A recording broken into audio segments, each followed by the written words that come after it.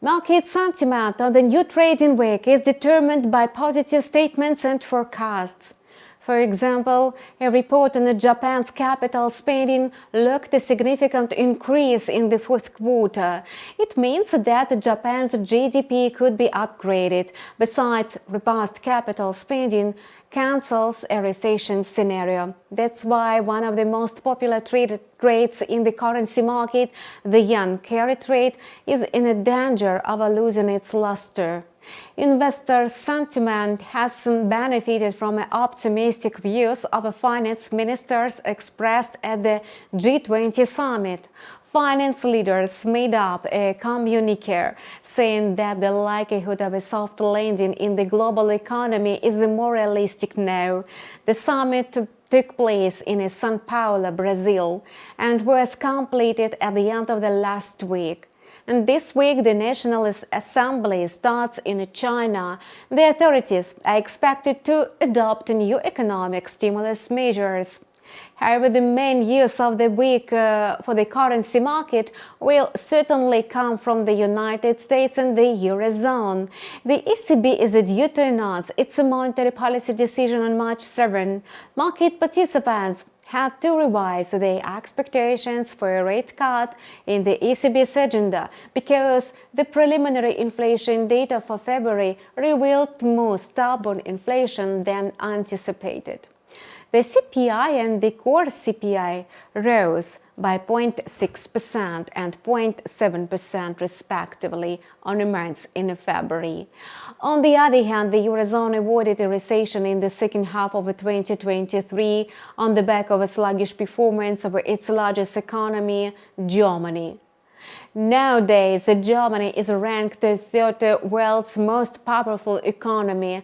The ECB is widely expected to maintain its refinancing rate at 4% at the policy meeting this week. Hence, market participants will shift focus to the central bank's inflation forecast that will shed light on the further policy moves. Investors will also be alert to the speech by Federal Reserve's Chairman Jerome Powell, who will testify on Capitol Hill on Wednesday and Thursday. Analysts do not expect any sensational remark on interest rates, especially in the light of the recent surprise inflation acceleration in the United States. Fed policymakers came up with dovish comments last week. Thus, Richmond Federal Reserve Bank President Thomas Barkin said that headline inflation was likely to decline over the next few months. His colleague Adrian Kogler from the Board of Governors is confident that progress in taming consumer prices will continue. Chicago Fed President Austin Cosby believes that the official funds rate is very restrictive. However, Jerome Powell will most likely make it clear in his testimony that the Federal Reserve is in no hurry to cut rates. Such prospects are bullish for Wall Street indexes. The S&P 500 again updated its historic record and gained almost 1%. The index closed in the green for 16 last weeks out of 18 weeks. The S&P 500 opened a New York session on a Monday at about 5,140 points.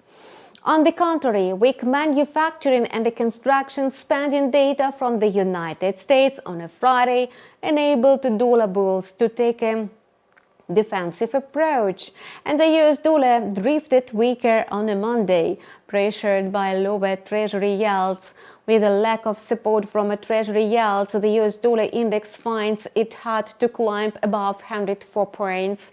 At the same time, the euro is not giving up attempts to move its trading range against the US dollar above the critical resistance of 1.0850 as a hopes for an early rate cut by the ECB are fading and the US dollar has moved into consolidation.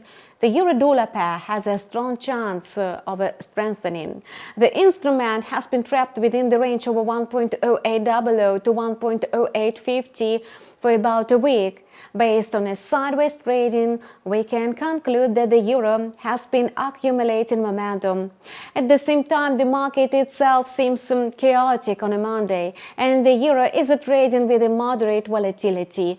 After the US dollar leaves their sideways channel, we will see a burst in volatility in the euro-dollar pair.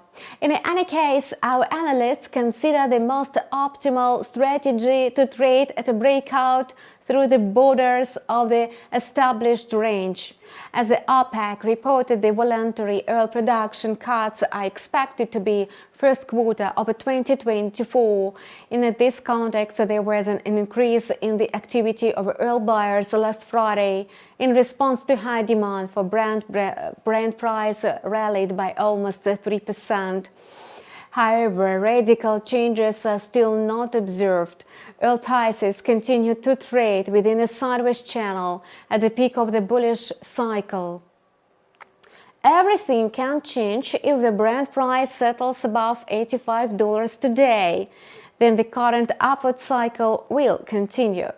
Until then, the market will maintain sideways trading between $83 and $84.50 per barrel.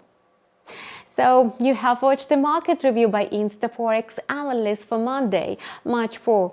Subscribe to InstaForex TV channel and we keep you updated on the recent market developments.